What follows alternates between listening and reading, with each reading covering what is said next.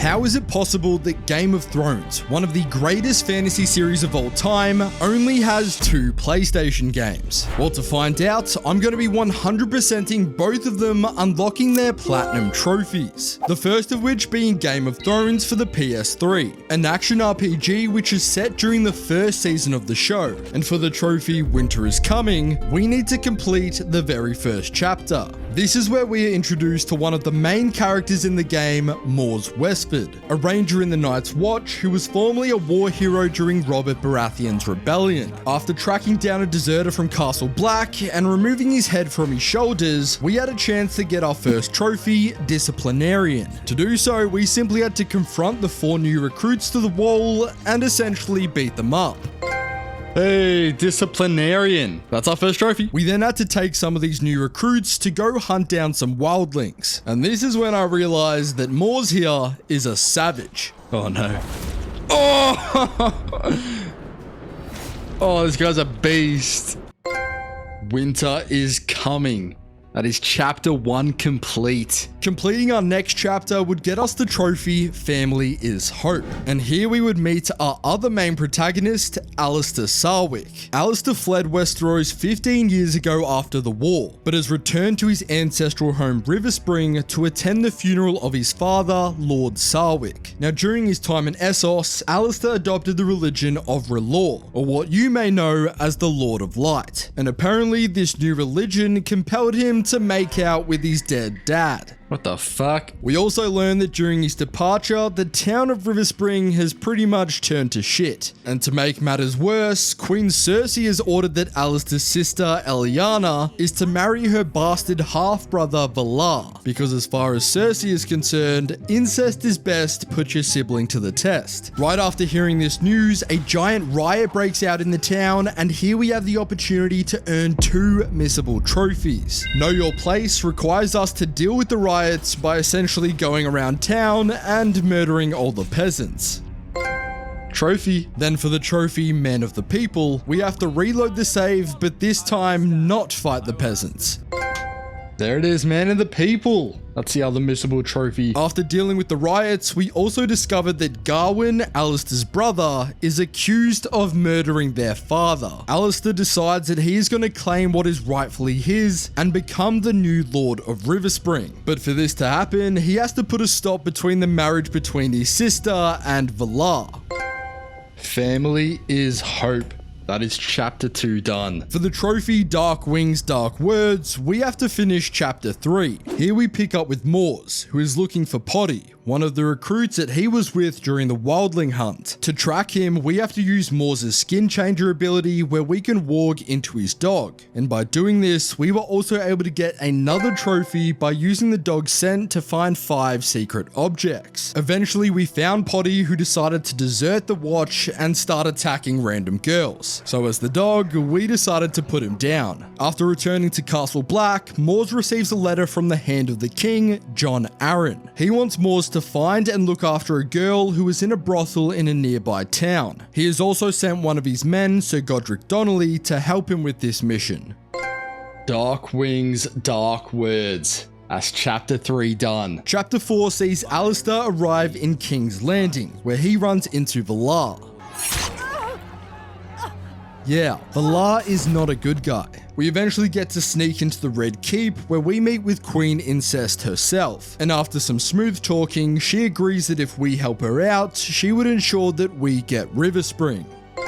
Hey, hear me roar. That's chapter 4 done. It's also worth noting that out of the 51 trophies in the game, 31 of them are missable. One of the main ones being Thorough, where we need to complete every single side quest in the game. Some of these require us to interact with a certain NPC just to activate the quest line. An example of that is the Faith of Our Ancestors, which requires us to collect 7 statues throughout the game, and doing so would also net us the trophy Devout Follower. We would be able to find our first statue, the Mother, in the Molestown brothel. Whilst here we are also able to find the girl that Jon Arryn asked Mors to find. find. After speaking with her, she tells us that her name is Jane Greystone and also points out that Sir Godric here is actually an imposter. But after having a small fight with him, he ends up running away. Eventually, we were able to take Jane back to Castle Black, finishing the chapter. Proud to be faithful. Super interesting. Gameplay sucks, but the story is good. Chapter 6 brings us back to King's Landing, where Alistair has to team up with Valar to complete a quest given by the Queen. She wants us to find and game end an outlaw called the Mother Hen. Whilst doing some investigating, we encounter a bastard called Harry Waters, who decides to do a runner on us, and for successfully chasing him down, we would get a trophy. There it is, end of the line. We got the chase sequence done, let's go. After chasing the bastard, we ended up in the Mother Hen's den. And after kicking some ass and taking some names, we would find out that the Mother Hen is actually the real Sir Godric. And the guy who was impersonating him was one of Valar's men who he sent to capture Jane. Dead men sing no songs. It's chapter 6 done, and now we're going to catch up with our boy Morse. Completing our next chapter would get us the trophy Here We Stand. But before we continue with the story, we had to complete a side quest called the Black Bloodhound. This requires us to track down corrupt brothers of the Night's Watch, and doing so would also net us the trophy Bloodhound. After sniffing out clues with the dog, we were eventually able to rat out the traitors and get the trophy. Alright, that's the quest completed. Trophy. Yeah, Bloodhound. There it is, we have found all the traitors. After speaking with Commander Mormont, he gives Mors a new role as recruiter of the Night's Watch. This would allow Mors to leave the limits of the North and track down the imposter without being labelled a deserter. But this would also begin a side quest which requires Mors to recruit 10 men to the wall, and we have to do that to get the trophy Endless Watch. Our first recruit could be found back at the Molestown brothel, and after getting a trophy for acquiring 1 gold dragon, we would find out that the imposter has set up camp outside in a region called The Gift. Whilst making our way there through the Molestown tunnels, we were able to execute our 5th finishing move. Ooh. Oh.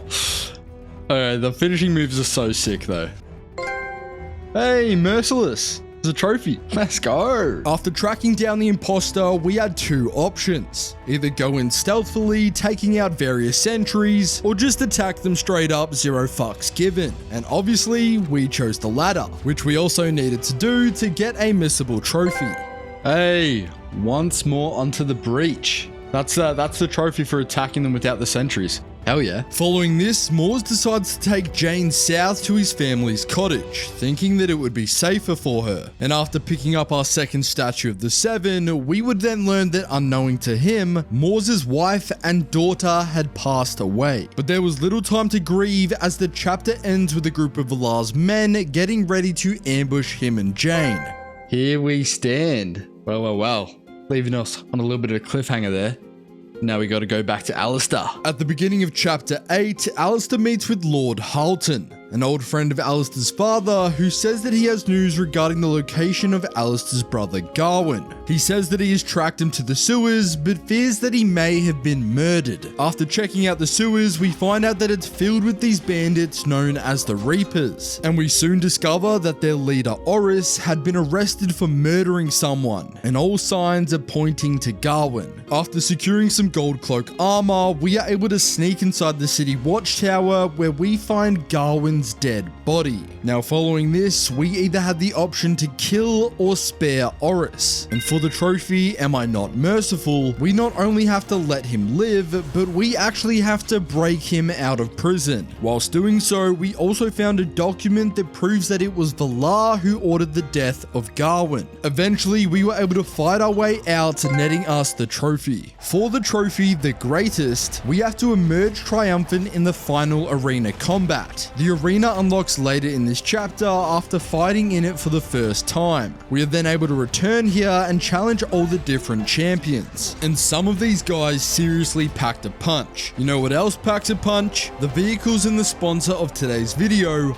War Thunder. War Thunder is undoubtedly the most comprehensive vehicle combat game ever made, allowing you to get behind the wheels of over 2,500 tanks, planes, and ships. Whether it's an armored car from the 1920s, all the way to a modern fighter jet, War Thunder has a vehicle just for you. Thanks to its immersive gameplay, realistic graphics, and authentic sound effects, War Thunder transports you right in the midst of battle at the helm of some of the most powerful war machines of our time. And look, if House Stark had vehicles as strong as these, the Lannisters wouldn't be shitting gold, they'd be shitting bricks. And if you feel like flexing on other players, War Thunder also has a host of different camouflages, historical markings, and decorations for all vehicle types. And best of all, you can now play War Thunder for free on PC, Xbox, and PlayStation. Just make sure you use the link in the pinned comment or top of the description. And if you're a new or returning player, doing so will net you some massive bonuses, like 100,000 silver lions, the Eagle of Valor vehicle decorator, and 7 days of a premium account. This offer is available for a limited time only, so don't miss out. Thank you to War Thunder for sponsoring today's video. Now let's get back to those trophies. Eventually, after taking out the rest of the champions, there was only one remaining: Lucifer. That's one of the ugliest looking fucks I have ever seen. Not only was he fugly, but he was also incredibly strong. Oh my god, I just got fucked.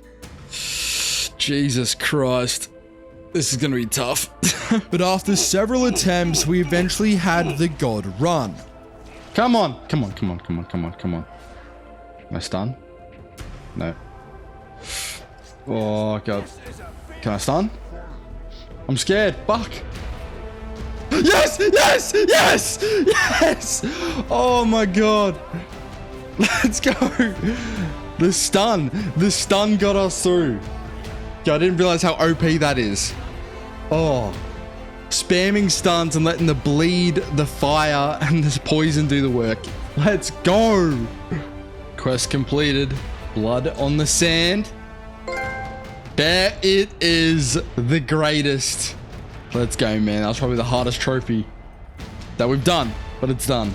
So fuck yeah, let's go. After getting another trophy for literally convincing a prostitute to go back to work, we then had to make our way back to River Spring to find some of Alistair's father's documents. And here we would run into Alistair's sister, who is due to be wed to Valar. She revealed that she has a part-time lover called Kristen, who we need to save, and after picking him up, he would join our party. This is important because for the trophy Great Teamwork, we need to complete the entire story without any of our allies dying. And guess what? This piece of shit died.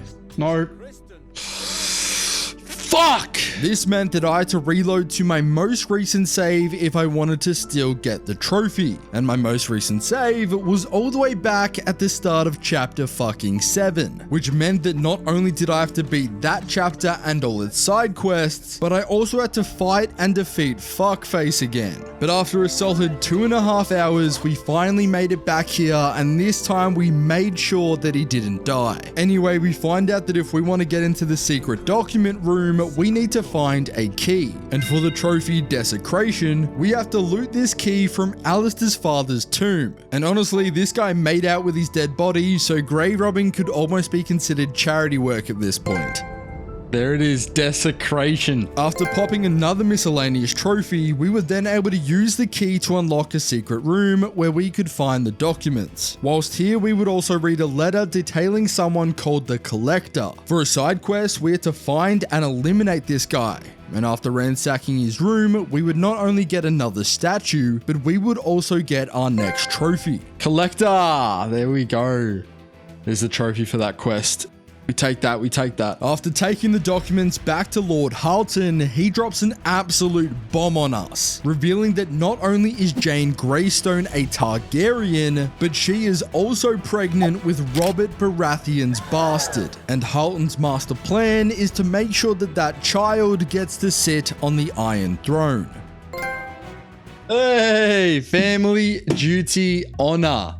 That's chapter 8 done, the longest chapter ever. Just as Mors and Jane were going to be attacked, Lord Halton's men show up and save the day. After the fight, Jane reveals to Mors that she is pregnant, and the pair agree to go with Halton's men to Castlewood where she can see a maester. And this is where we get one of the greatest video game cameos ever. Wait, it's George R. Martin, bro. What? What a cameo. The funniest part is that later in this chapter, him and another guy joke about the fact that he keeps delaying the release of his next book. For some context, this game came out in 2012, and 12 years later, he still hasn't released his next book. Following this, we catch up with Lord Halton for dinner, where he does his best Bill Cosby impression by roofying Mors. And for the trophy, the butcher comes to dinner, we need to kill 6 of Halton's soldiers before passing out from being drugged. And I kind of struggled with this part. No way, I fucking died. Fuck! Fuck! Let's go. Come on. Come on. This is gotta be it. This is gotta be it. Come on. Let's go, man! That was it. I got him. I killed them all. That's it. Yes! The butcher comes to dinner. Man, that trophy was a pain. After waking up, Mors finds himself chained up in the cells. And for our next trophy, tis but a scratch, we need Mors to suffer all the physical abuse whilst being tortured. To do this, all we had to do was literally tell the torturers to go fuck themselves. If you fuck as well as you ask questions, I wouldn't be surprised if your wife whores around just for fun. I find Jesus you most amusing. Christ. But who's the girl you're with? Which one? The one I fucked yesterday? That was your mother. Oh, got him. Oh my god, man. That is Jesus Christ. We better get the trophy after that. God damn. Tis but a scratch. There it is. Man, I don't even know if that was worth it. We just lost an eye. It's loading. There it is. Unbound, unbent, unbroken. That's chapter 9 done. Chapter 10 kicks off with a bang, as we learn that Garwin, Alistair's brother, is in fact still alive, and has just been rotting inside Lord Halton's cells this entire time. After breaking Mors out of the dungeons, we find out that he and Alistair are actually good mates, and agree to stop Lord Halton and save Jane. Of course, this doesn't go to plan, resulting in the pair diving out of a castle window, barely escaping with their lives. Fire and blood. That is that chapter down. Getting intense. After returning to River Spring, they find out that Valar the Bastard is just about to marry Alistair's sister and cement himself as the new lord. So we have to confront him and put an end to the wedding in a trial by combat. If we manage to defeat Valar in under 2 minutes, we would get the trophy Swift and Deadly. Come on.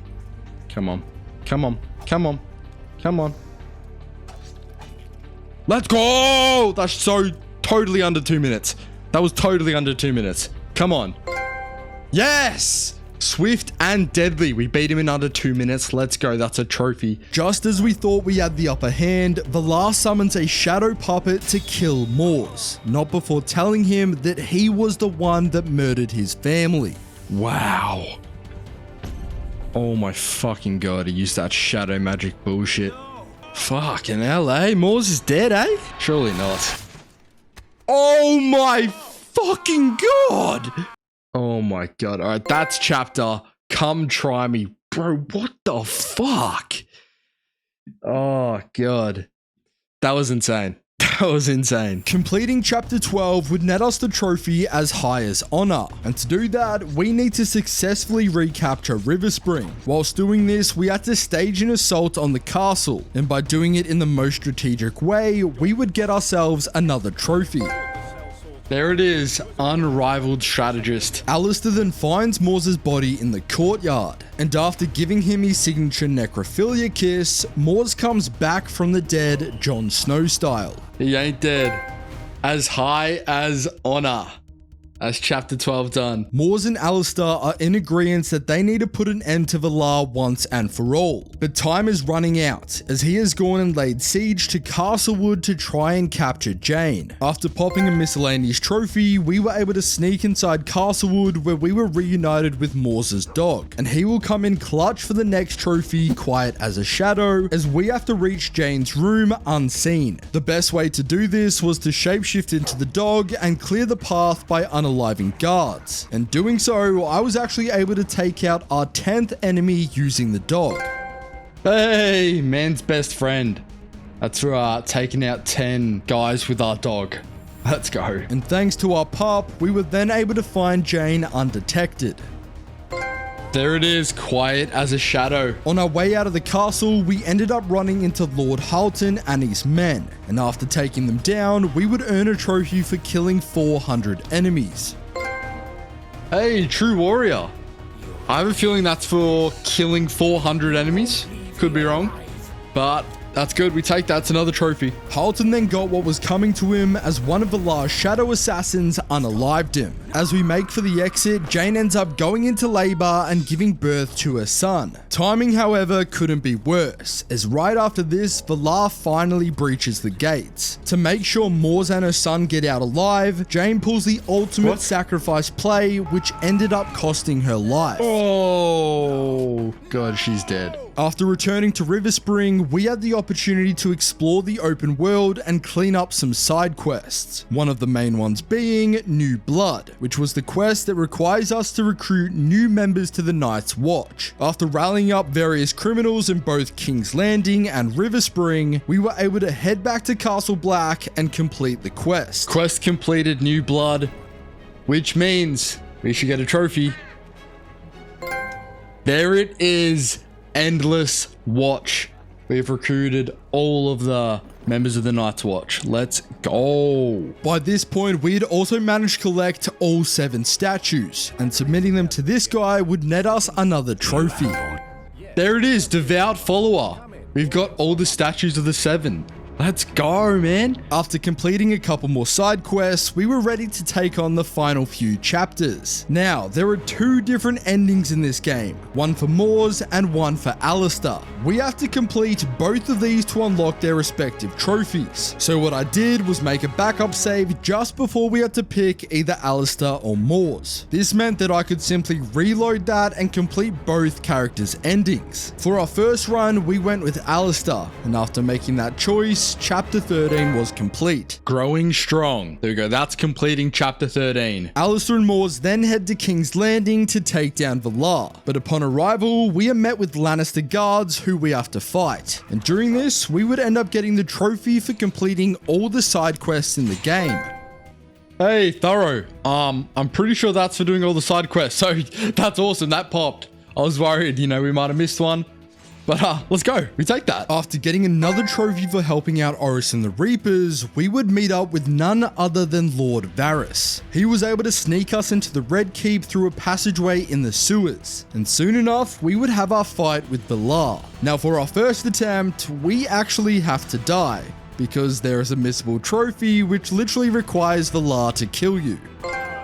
There it is, the true face of the spider. That's for dying in the final boss fight. After reloading the save, we were able to finally defeat Valar and his shadow puppets, but not before he said this. You'd like me to keep quiet, wouldn't you, big brother? What does that mean, Alistair? Mors, who do you think was looking after Serena when I took care of your little girl? Shut your mouth! She was so... Oh. He's pissed. That's chapter 14 done. Valar Morghulis. Oh my god. Little plot twist there. In chapter 15, we have to reenact when Alistair and Valar killed Mors' family. For some context, the reason that they did this was because Mors refused to kill Prince Rhaegar Targaryen's wife and children. And when you disobey an order given by Tywin Lannister, there is gonna be a price to pay. Damn, my darkest hour. Jesus. What a fucking plot twist, man. It is Game of Thrones, but like, wow, bro. The night is dark. So finishing chapter 15. After this flashback, we have one final chapter where we have to fight Morse. And after absolutely destroying him with our wildfire sword, we would get ambushed by a bunch of guards, where Alistair and Morse get to fight together one last time. And after taking them all out, we would actually reach the max level in the game, which earned us the trophy Warlord. This also means that we can finally max out Alistair's Relore skill tree, which would earn me another trophy. We were then able to finish off Morse, which concluded Alistair's story. Red Priest of Relore. That is for completing the game or completing the ending with Alistair. Please. Great teamwork, yes!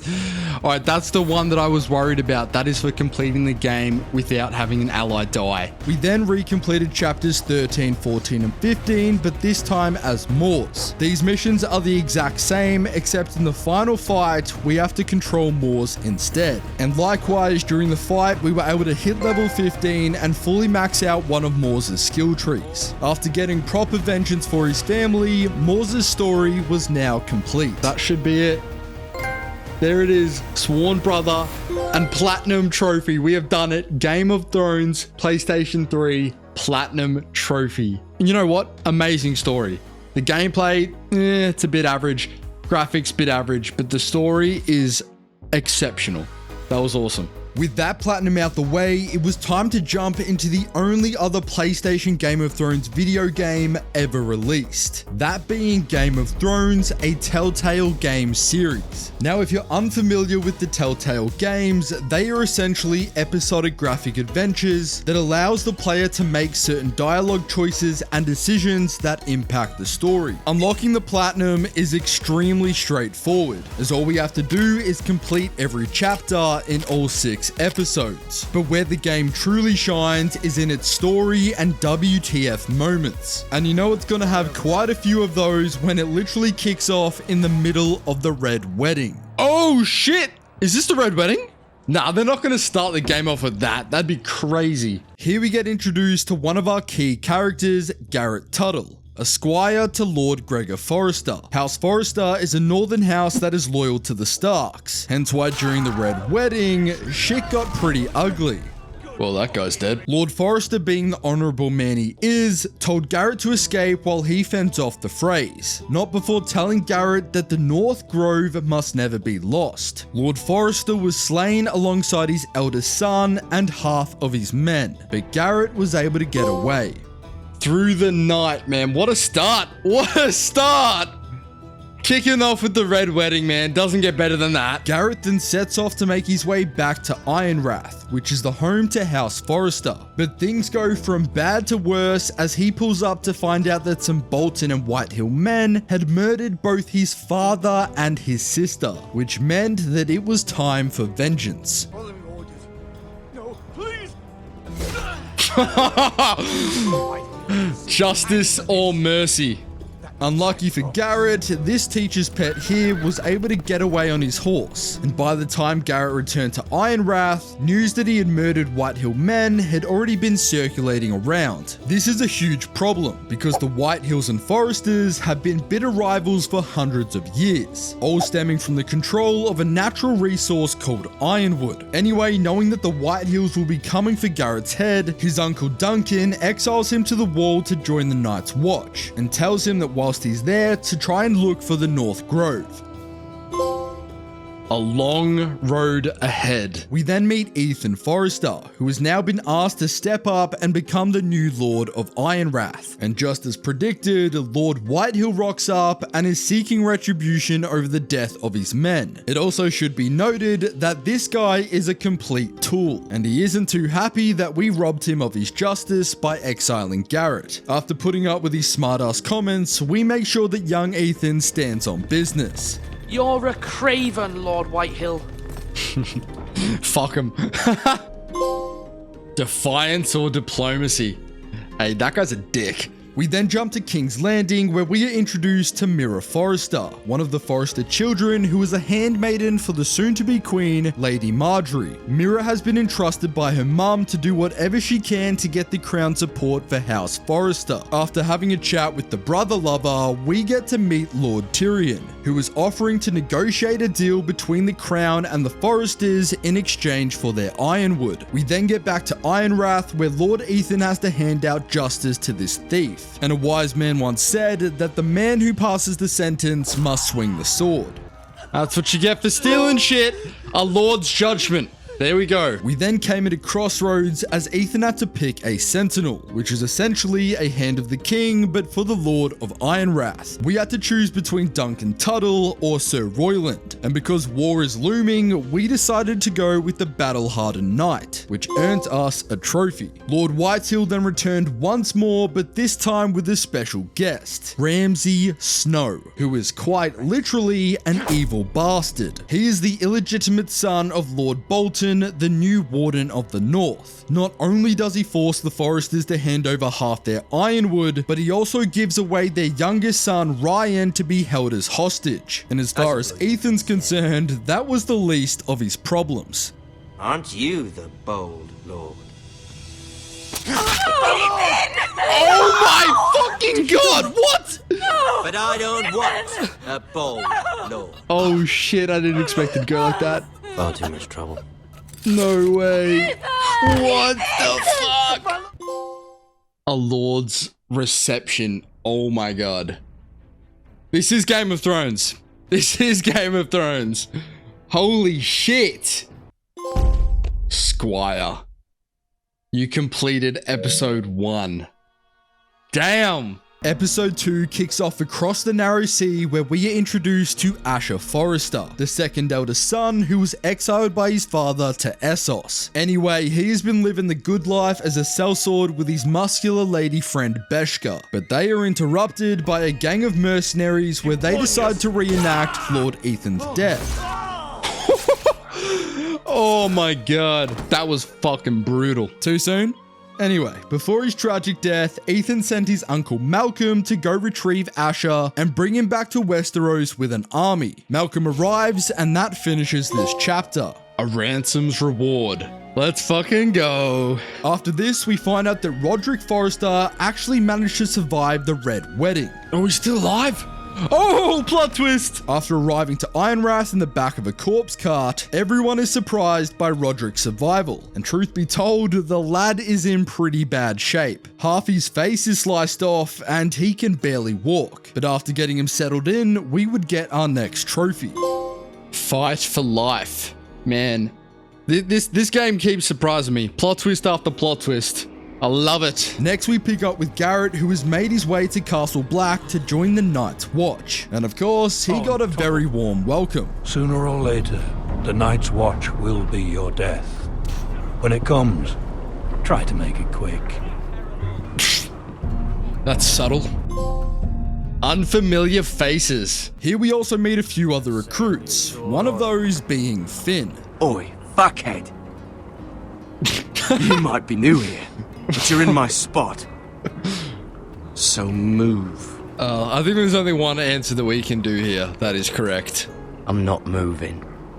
He didn't even say it. We also meet another brother named Cotter, who reveals why he has been sent to the wall. Fucking potatoes. You fuck potatoes. But these two weren't the only people that we got to meet at the wall. It's Jon Snow! The bastard! After getting another trophy, we then catch up with Mira in King's Landing, who has decided to get plastered on Queen Cersei's wine, simply because it would be rude not to. Anyway, Tyrion catches the young lassies in the act and decides to take Mira to a meeting he has with two representatives from House Whitehill, those being Lord Morgrin and Lord Andros. Tyrion pretty much tells them, stiff shit, I'm going with the Forrester Ironwood, and after agreeing terms, we would get our next trophy. The pressures of family. Roderick, in the meantime, has arranged a meeting with Elena Glenmore, the girl that he was set to marry before the war. His hopes are that if the betrothal is back on, then the Forresters would gain the support and army of House Glenmore. But because his house is quite literally in fucking shambles, Elena decides to abide by her father's wishes, which is not to marry Roderick. Oh, fuck's sake.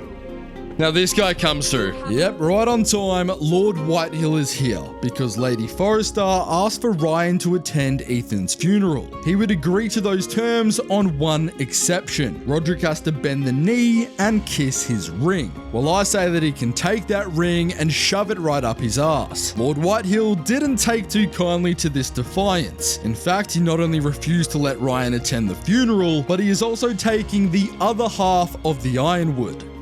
I'm going to kill that man. Fuck yeah.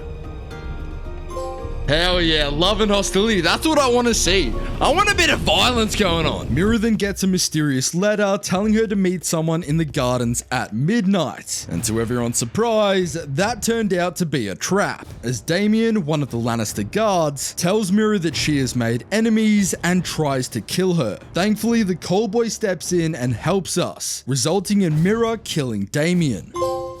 Initiation completed. Man, we're getting trophies left, right, and center. This is amazing. At Ethan's funeral, Gwyn Whitehill, the daughter of Lord Whitehill, arrives and assures everyone that Ryan is safe and okay, but tells Roderick that the only real way to keep their family out of harm is to end the war. But I think that we both know that it's a little too late for that.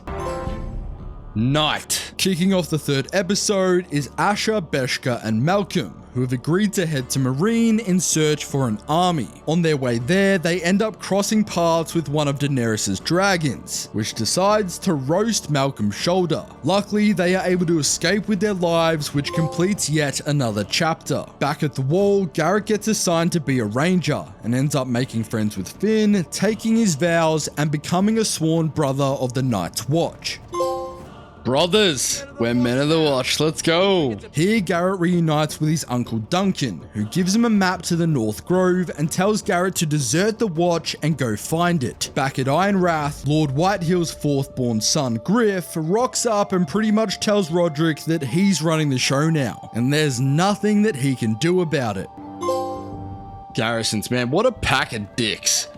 Seriously, fuck these guys. Back in King's Landing, Tyrion offers Mira a royal decree ensuring a deal between the Crown and the Forresters, which is all great until he is arrested for the suspected murder of King Joffrey. Lord Morgwyn, one of the Whitehill representatives, notices Mira's cunning and offers to strike another deal to help Mira and the Forresters. But to do that, we must get the royal decree that Tyrion has in his office. Luckily, Mira was able to avoid Lannister guards thanks to the help of the callboy and steal the decree. Roderick ends up meeting Gwyn Whitehill, who tells him that her father is trying his best to find any excuse good enough to burn Ironrath to the ground, so his best bet is to put up with Griff for the time being. She also reveals that there is a traitor sitting on Roderick's council who is feeding the Whitehills information.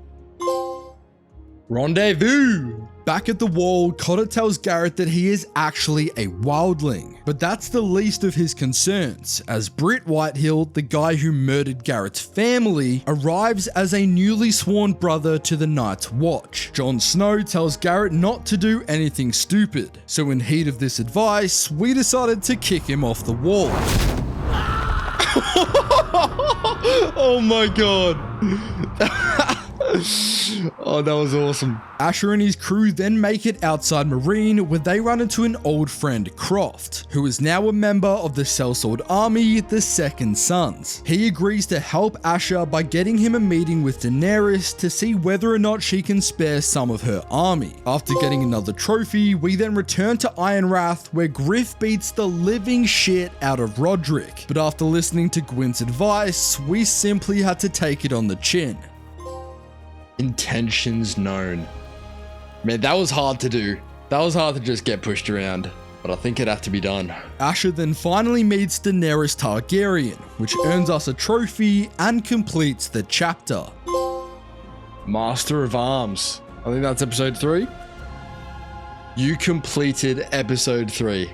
That's 3 out of 6. That's 3 out of 6. Because he killed a brother of the Night's Watch, epically might I add, Garrett has to face the punishment, which is death. Jon Snow says his goodbyes to Garrett and acknowledges that he now has to suffer the consequence of his actions. From here, Garrett gets chucked into a cell to await the executioner's blade. Oh my god. The old, the true, the brave. Garrett's in trouble. He fucked up and he's gonna find out. After meeting with Daenerys and nearly losing a finger, Oh shit! Asher finds out that he will not be receiving an army from the Queen, as she needs her men to recapture and free Meereen. So with that in mind, Asher strikes a deal. If he can help her recapture the city, she'll consider giving him an army. None so wise. Elena Glenmore and her brother arrive at Ironrath to talk to Roderick, because their father, Lord Glenmore, has proposed a marriage between her and Griff Whitehill. Elena pretty much says that she would rather shit in her hands and clap. So with that being said, she is giving Roderick the Glenmore elite archer forces to help take Griff down. After some tongue wrestling, we return to the wall where Cotter and Finn help break Garrett out of his cell. All three of them then flee Castle Black, leaving themselves forever as deserters of the Watch. Pride and purpose. Roderick then hears news that Griff is beating up the Maester in the main hall. So we rock up with our new archer forces, seize the prick, and return the favor by beating him so hard that he loses an eye. After placing Griff and his men in cells, Roderick has successfully recaptured his home. Yeah. Let's go. Honed and ready. Shit's getting real. Back in King's Landing, Mira sneaks into King Tommen's coronation, where she causes a massive scene by snooping around Lord Andros's affairs. This snooping did pay off, as she also learnt that he and Lord Morgryn had ended their partnership, meaning that the Ironwood trade is ripe for the taking. Ever vigilant. Beyond the wall, the trio get attacked by a group of wildlings, and during the fight, Cotter ends up copping a pretty severe wound. They then make their way to a camp nearby, where they run into another wildling, except this time, it's Cotter's little sister. We then catch up with Asher, who has been sent by Daenerys to take down a watchtower during their assault on Meereen. Whilst making their way through the streets, Asher and Beskar encounter her old slave master, who used to force her to fight in the pits. This was Beskhar's opportunity for vengeance, despite it being against Daenerys' orders. But as far as it's concerned, it's justice in my books. Vengeance. Oh, the double. The double. That was so unnecessary. Oh! Oh. Holy shit. Righteous in wrath. Oh man, that was brutal. After this, Asher is then able to storm into the watchtower and take out multiple guards, eventually seizing control of it, which resulted in Daenerys capturing the city of Meereen.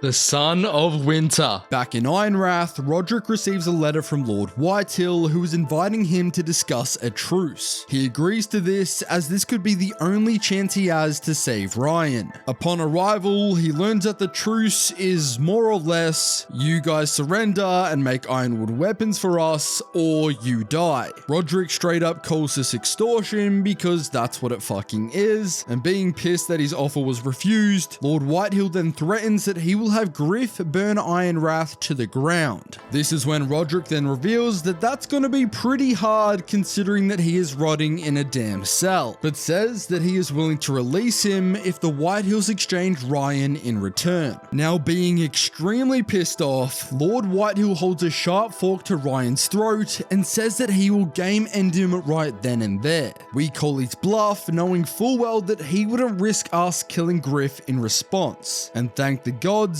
it worked. The pair agreed to an exchange in a neutral setting, a son for a son. But of course, because this is Game of Thrones, the episode can't end on a good note, as when Roderick makes his way back to Ironrath, he finds none other than Ramsay Snow sitting in his chair awaiting his return. Castellan, you completed episode 4. Man, this is This is a good story, I'm not gonna lie. It's getting intense. It's getting really intense. Episode 5 kicks off right where we left it, with Ramsay taking Roderick outside, where he has captured and tortured Arthur Glenmore, Elena's brother. He then explains that he has had enough with the Forrester-Whitehill rivalry and sets terms that the last house standing shall win, but not before he brutally murders Arthur in front of everyone. Oh my god, that is... Jesus. Jesus fucking Christ, man. Elena arrives shortly after and blames herself for her brother's death. Roderick then consoles her and we get our next trophy. Set down our deeds. With Meereen captured, Daenerys tells Asha that she is unable to give him the army that he desires, as she needs them to help her keep Meereen. As compensation, she does give him a shit ton of gold. This is equally as useful, as he is then able to take this into the city, and after proving his strength in a fight, he is able to convince the recently freed pit fighters of Meereen to fight for House Forrester. We light the way. Beyond the wall, things aren't going so great, as the wildlings that they killed earlier are back, except this time they're a little different. Oh, it's a fucking White Walker. Here we stand. Whilst fighting the Whites, Garrett realizes that they're pretty much unkillable. Finn, however, disagrees, which results in him copping a spear through the heart and dying. Knowing that they are fighting a losing battle, Garrett, Cotter, and his little sister decide to flee and search for the North Grove. In King's Landing, Mira attends a meeting with Queen Cersei, who wishes her to interrogate Tyrion about who his witnesses will be during his trial. Tyrion, however, is too smart for this and read right through Mira and warned her to be careful with Cersei, as she is just using her. After popping 2 more trophies, we then jump to Asher, who is boarding his newly acquired pit fighter army back to Westeros. His uncle Malcolm, however, has decided to remain in Meereen and be of service to Daenerys, as when she returns to Westeros, she may become a valuable ally. Little did he know. Back in Ironrath, Roderick gets some and then learns from his little sister Talia that the traitor that Gwyn warned them about was in fact Duncan Tuttle. To make things even worse, when confronted about it, Duncan also reveals that he had released Griff and all of his men. As much as his head deserves to be separated from his shoulders, he does tell Roderick that the Whitehills were planning on ambushing and killing everyone during their meetup, and goes on to say that they are planning on attacking Asher as soon as he lands in Westeros. To find out more information, we reluctantly spare his life and prepare to head to the coast to help Asher. Family duty honor. Asher arrives at the harbour and is met by Roderick. Unfortunately, they fell right into the Whitehills trap, who were able to separate Roderick and Asher from the rest of their forces. In an attempt to lift the gate to escape, the pair realize that one of them must stay behind whilst the other one flees, leaving us a choice of who to save. Fuck, who am I gonna choose? What? Fuck it, Roderick, he's an honourable lad. He served the family well. But that army isn't gonna follow him, they're gonna follow Asher. Asher is able to escape, and Roderick sacrifices himself, taking a few Whitehill men down before being slain by Griff. Grand Maester, you completed episode 5. Holy shit! Mate, this is Game of Thrones, isn't it? This is just Game of Thrones.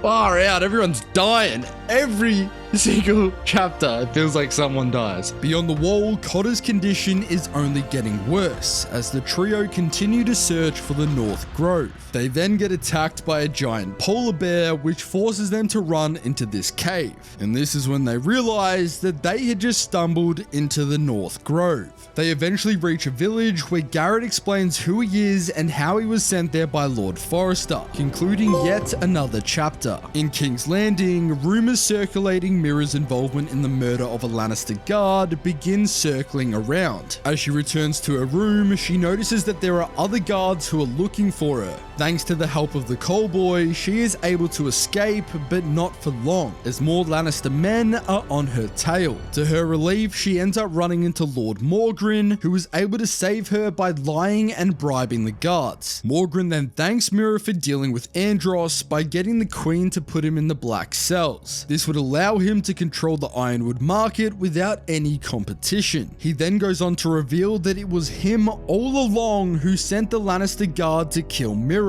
After trying to finish the job himself, Mira resists, eventually resulting in him chucking her out of his litter and handing her over to the guards. Asher is able to intercept a group of Whitehill men, unaliving them all, which also earned us a trophy. Back at the North Grove, the wildlings there reveal themselves as Elsera and Josera Snow, the bastards of Lord Gregor Forrester. They both have special abilities. Josera is able to walk into the polar bear that tried to kill Garrett, and Elsera is able to control a group of wildlings using blood magic. These abilities come in clutch as a group of whites end up attacking the North Grove, and this is when Garrett runs into a zombified version of Finn, forcing him to kill his old friend. After dealing with the threat, we learned that Cotter isn't gonna survive, and we had to make a choice. We either could let him down peacefully by giving him a large dosage of Nightshade, or we could rip his heart out for Elsera's blood magic. I'm not proud of what I chose. Oh what?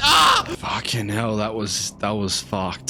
That was actually fucked. After returning to Ironwrath, Asher declares himself as the new lord and is ready to fight. This was going to be a struggle, considering the Whitehills have about 3,000 men and we have a solid 26. Lord Whitehill then meets Asher at the gates and proposes to end all this unnecessary bloodshed with a marriage between him and his daughter Gwyn. Also, as a gesture of good faith, Lord Whitehill also returns the body of Roderick. The council discusses what to do. Some want us to take the marriage, whereas others think that doing so will result in them becoming slaves. And look, after all that House Forrester has been through, from the countless deaths, brutality, and injustice that they have faced, I figured out that they were not going down without a fight. This is when we decide that we were gonna invite Lord Whitehill in, tricking him to thinking that we were agreeing with these terms, and then we were gonna poison the son of a bitch and go down swinging.